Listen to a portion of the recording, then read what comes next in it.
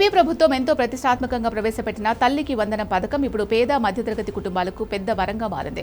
1వ తరగతి నుంచి ఇంటర్మీడియట్ వరకు చదువుతున్న ప్రతి అర్హుడైన విద్యార్థికి ఏటా 15,000 చొప్పున ఆర్థిక సాయం అందించే ఈ పథకం చాలా మందిని కష్టాల నుంచి గట్టెక్కిస్తోంది. గతంతో వైసీపీ ప్రభుత్వంలో ఇదే తరహా పథకాన్ని అందించారు. కానీ అప్పుడు ఇంట్లో ఒకరికి మాత్రమే ఈ పథకం ఇచ్చేవారు. కానీ ఇప్పుడు కూటమి ప్రభుత్వం గత ప్రభుత్వానికి భిన్నంగా ఇంట్లో ఎంతమంది పిల్లలున్నా అందరికీ ఈ లబ్ధిని వర్తింపజేస్తోంది. దీంతో తల్లుల ఖాతాల్లో భారీగా నగదు జమ అవుతోంది.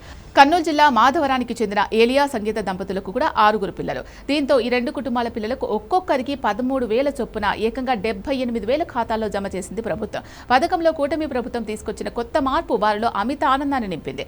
ఇదే తరహాలో నెల్లూరు, పల్నాడు, కోనసీమ జిల్లాల్లోనూ 4-5 పిల్లలున్న నిరుపేద కుటుంబాలకు ఒకేసారి 50,000కు పైగా డబ్బు అందడంతో లబ్ధిదారులు ముఖ్యమంత్రి చంద్రబాబు నాయుడుకి, మంత్రి నారా లోకేష్కి కృతజ్ఞతలు తెలుపుతున్నారు.